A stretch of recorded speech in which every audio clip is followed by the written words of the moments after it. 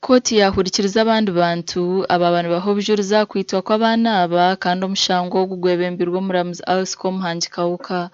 Koti yahurikiriza obujulizi bw'omuntu wa mukaaga kandi ogu yaba Rufaibi Namutebi ori omukozi w'omwanya ogwo gwagaba Early Childhood Development Center kumara emyaka 5. 28 plus 16. Bali abiri mukaaga ngo gaseko ne 16. Phoebe, will I be right? Those are 44. Yandi bade mutufu ogamba nti awamu bali anamba 2. Someone can calculate. Anamba na. Okay, I've calculated. In your mind, the 3 people are enough to take care of these children. No, I think that question is out of place. That is not for her to answer. Much obliged, my lord. Yagira ngo bakaba bari abakozi bashatu bari kureberera abana aba konkizo beri omwari bakaba batakozire kandi abana bona babe bari omwanya ogo bakaba baryana nabana. People who came to help you, more other two, including the security guard. Is that right? Mubujulizi bwo wayogera wagamba nti abantu ali bazze okuyambako abalala ababiri okungwa kwaliko ne wa security. Yes. Yakitu ndiye. Okay. So in total you were 3. Ekitegeeza awamu ali 3.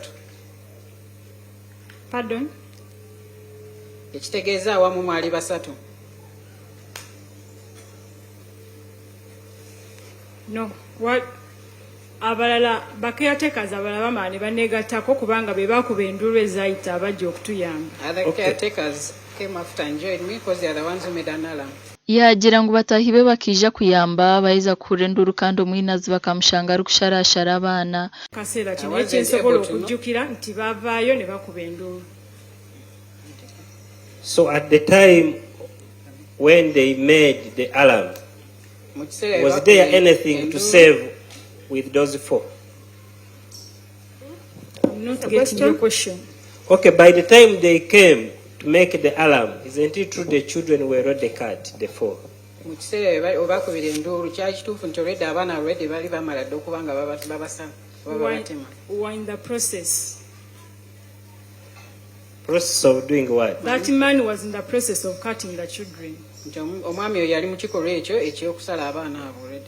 So you want to say that the 3 were present while he was cutting? Kyogamba ekitegeeza abasatu baaliwo omwami oyo yali ng'asala abaana abo obanga abatema. They were calling for hope. Ogu yagambira koti ngo kero taramwihiriwe bihandiko biri kumugambaho bwa nyuma yo kumuhamiza ngo naja kubireeta omu kashishe k'iizooba erindi.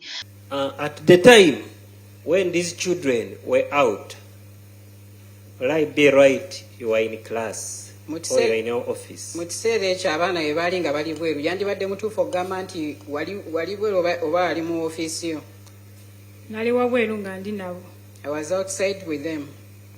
Omuramuzi Komuhangi yashaba Namutebe kutangaza koto ko mwinazi yabire nasha nuko kugira ngo akija abigere kandi akatwara edakiika mushanju kwita abana aba.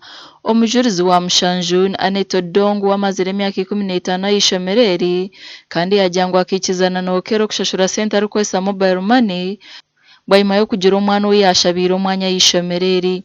Yagira ngo bwanyuma yo kuhura enduru harabazira bizire kuyamba konka ky'obusasa abana akaba yamazire kubasharashara. Omujurizi wa munana ni Hashim Juma Wandege n'amasuba kandi nakora na kampuni y'ebyentambura bitu yashaba ngo obujurizi bwabo batakumukwata bishani kandi nagira ngo akija kumanyokero obu yamushyikira WhatsApp ari kwenda ngo ampanyise motoka.